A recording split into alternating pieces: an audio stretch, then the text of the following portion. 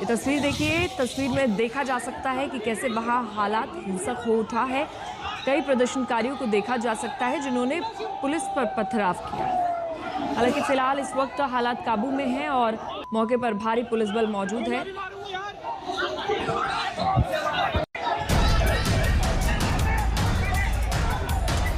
जंतर मंतर में फिर पुलिस और छात्रों में झड़प। कल देर शाम सीजेपी समर्थकों ने पत्थरबाजी की।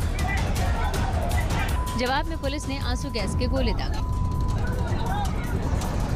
दिल्ली के जंतर मंतर पर चल रहा कॉकरोच जनता पार्टी का प्रदर्शन दिन में शांतिपूर्ण रहा, लेकिन देर शाम टॉलस्टॉय मार्ग पर भारी मात्रा में प्रदर्शनकारी छात्र इकट्ठा हो गए, जिसके बाद पुलिस से उनकी झड़प हो गई। दिल्ली पुलिस ने एक बयान जारी कर कहा, कनॉट प्लेस में टॉलस्टॉय मार्ग के पास रात करीब 8:30 बजे कुछ उपद्रवियों ने पुलिस पर पत्थर और बोतलें फेंकी, जिससे कनॉट प्लेस के एसीपी विवेक भगत घायल हो गए। सीनियर अधिकारी उन्हें आरएमएल अस्पताल ले गए। 500-700 प्रोटेस्टर बाहर आके जंतर मंतर की तरफ जाने की कोशिश कर रहे थे।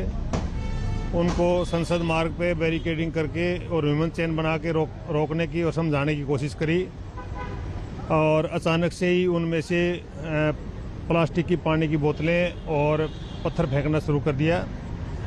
एक पत्थर आगे अभी मेरे माथे में लगा था। पुलिस के मुताबिक आरएएफ और पुलिस की टीम रोजाना की तरह तैनात थी, तभी अचानक पथराव होने लगा। आरएएफ और पुलिस एक्टिव हुई तो ताबड़तोड़ बड़े बड़े पत्थर पुलिस और आरएएफ की टीम पर बरसाए गए। कुछ प्रदर्शनकारियों के हाथ में डंडे थे जो पुलिस पर चलाए गए। भीड़ को काबू में करने के लिए आरएएफ की टीम ने हल्का बल प्रयोग किया। पुलिस ने आंसू गैस के गोले छोड़े और भीड़ को काबू में किया, और मौके पर भारी पुलिस बल मौजूद है। आज तक ब्यूरो।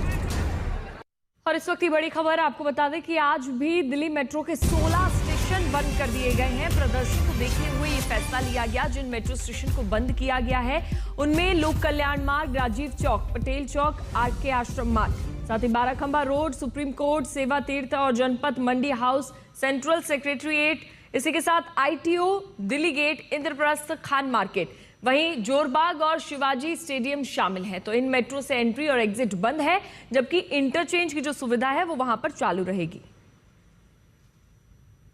तो पटेल चौक मेट्रो स्टेशन की और जानकारी भी हमारे दे रहे हैं हमारे संवाददाता हिमांशु मिश्रा। देखिए, हम पटेल चौक मेट्रो स्टेशन पर बंद है, जहां पर ये देखिए गेट अब बंद किया जा रहा है। अब ये देखिए, ये गेट अगर आप देखेंगे तो इस गेट को अब यहां पर बंद किया जा रहा है। दरअसल 16 मेट्रो स्टेशन जो जंतर मंतर के करीब हैं, उनके लिए यह आदेश आया था कि वहां के एंट्री एग्जिट सुबह 7:30 बजे से अगले आदेश तक के लिए बंद कर दिए जाएंगे। तो 7:30 बज गए हैं, पटेल चौक मेट्रो स्टेशन बंद कर दिया गया है। अगर हम पटेल चौक के सामने का हिस्सा दिखाएं तो ये सामने वाला जो रोड है, ये देखेंगे संसद मार्ग है, जहां पर सबसे पहले डीसीपी ऑफिस, फिर आगे टॉलस्टॉय मार्ग होते हुए आप सीधे जंतर मंतर पहुंच सकते हैं। और इधर से भी आप अगर जाते हैं तो चंद कदम की दूरी पर जंतर मंतर मौजूद है।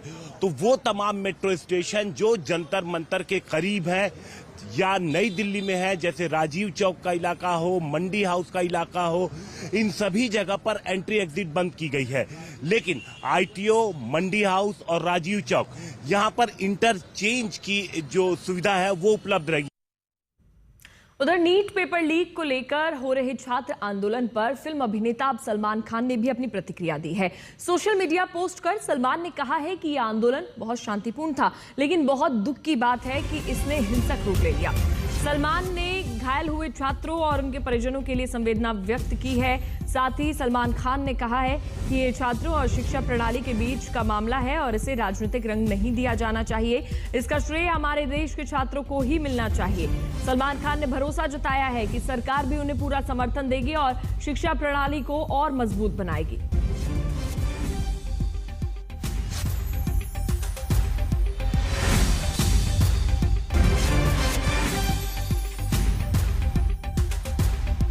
तो एक तरफ छात्रों का प्रदर्शन अभी भी जंतर मंतर पर चल रहा है, दूसरी तरफ अब सलमान खान ने इसको लेकर पोस्ट जारी किया है। छात्रों के प्रति संवेदना व्यक्त करते हुए सलमान खान ने पोस्ट में क्या कहा है ये आप देखिए। उन्होंने कहा कि आंदोलन बहुत ही शांतिपूर्ण था, बहुत दुख की बात है कि इसने हिंसक रूप ले लिया। जो छात्र और उनके परिजन घायल हुए हैं उनके प्रति मेरी पूरी संवेदना है। साथ ही पेपर लीक एक बहुत गंभीर मुद्दा है। मुझे ये देखकर खुशी है कि हमारे देश के बच्चे बेहतर शिक्षा व्यवस्था के लिए एकजुट हुए हैं और उनके माता पिता ने उनका साथ भी दिया है। मैं उनके इस कदम की सच में तारीफ करता हूं। उन्होंने लगन, ईमानदारी और कड़ी मेहनत कर अपना भविष्य बनाने और एक बेहतर शिक्षित भारत के निर्माण के प्रति उत्सुकता दिखाई है। यह आंदोलन या विरोध ही सही तरीके है और छात्रों ने इसे शांतिपूर्ण ढंग से किया है।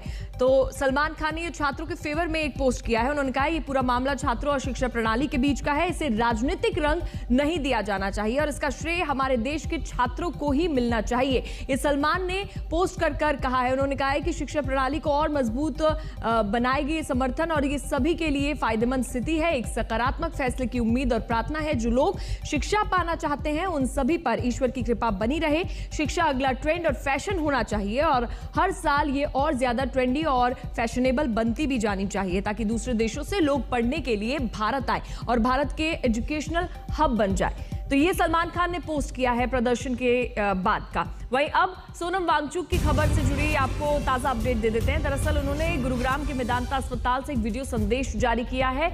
इस वीडियो में वो कहते दिख रहे हैं कि मैं अभी जिंदा हूं। उन्होंने कहा है कि मैं सरकार से विनती करता हूं कि वो बच्चों पर ताकत या बल का प्रयोग ना करे। मुझे इस पर सरकार से आश्वासन चाहिए। अगर आश्वासन मिल जाए तो मैं आज ही अनशन तोड़ूंगा। अगर आश्वासन नहीं मिला तो मैं अनशन जारी रखूंगा। जय हिंद। सोनम वांगचुक को लेकर मचा सियासी संग्राम। मेदांता अस्पताल के बाहर धरना प्रदर्शन। वांगचुक से मिलने पर अड़े दिखे कई विपक्षी नेता।